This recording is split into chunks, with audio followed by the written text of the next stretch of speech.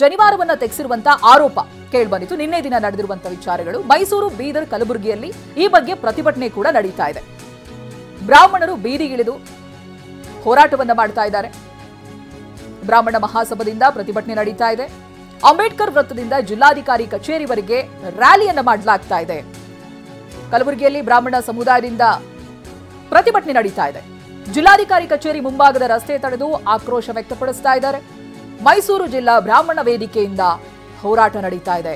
ಅಗ್ರಹಾರ ವೃತ್ತದಿಂದ ಕೃಷ್ಣರಾಜ ಠಾಣೆವರೆಗೂ ಕೂಡ ರ್ಯಾಲಿ ನಡೀತಾ ಇದೆ. ನಿನ್ನೆ ದಿನ ಗಮನಕ್ಕೆ ಬಂದಂತ ವಿಚಾರ ಇನ್ಹ್ಯೂಮನ್ ಅಂತ ಅನಿಸುತ್ತು. 15-20 ನಿಮಿಷ, ಮುಕ್ಕಾಲು ಗಂಟೆವರೆಗೂ ಒಬ್ಬ ವಿದ್ಯಾರ್ಥಿಯನ್ನ ಪರೀಕ್ಷಾ ಕೊಠಡಿಯಿಂದ ಹೊರಗಡೆ ನಿಲ್ಲಿಸಿರೋದು, ಇನ್ನೊಬ್ಬ ವಿದ್ಯಾರ್ಥಿಗೆ ಪರೀಕ್ಷೆ ಬರೆಯೋದಕ್ಕೇನೆ ಅವಕಾಶ ಮಾಡಿಕೊಡದೇ ಇರೋದು, ಅಂತ ನಿಯಮಗಳು ಇಲ್ಲದೇ ಇದ್ದಾಗ್ಲೂ ಕೂಡ ಇನ್ವಿಜಿಲೇಟರ್ಸ್ ಆ ರೀತಿಯಾಗಿ ನಡೆದುಕೊಂಡಿರೋದಕ್ಕೆ ಆಕ್ರೋಶ ವ್ಯಕ್ತವಾಗ್ತಾ ಇದೆ. ಅದರ ಮುಂದುವರೆದ ಭಾಗ ಇವತ್ತು ಮೈಸೂರು, ಬೀದರ್, ಕಲಬುರಗಿಯಲ್ಲಿ ಜನ ಪ್ರತಿಭಟಿಸ್ತಾ ಇದ್ದಾರೆ, ಬೀದಿಗಿಳಿದು ಪ್ರತಿಭಟಿಸ್ತಾ ಇದ್ದಾರೆ. ಬ್ರಾಹ್ಮಣ ಸಮುದಾಯದ ವತಿಯಿಂದ ಇವತ್ತು ಪ್ರತಿಭಟನೆ ನಡೀತಾ ಇದೆ. ಅಂಬೇಡ್ಕರ್ ವೃತ್ತದಿಂದ ಜಿಲ್ಲಾಧಿಕಾರಿ ಕಚೇರಿವರೆಗೆ ರ್ಯಾಲಿಯನ್ನು ನಡೆಸಿದ್ದಾರೆ.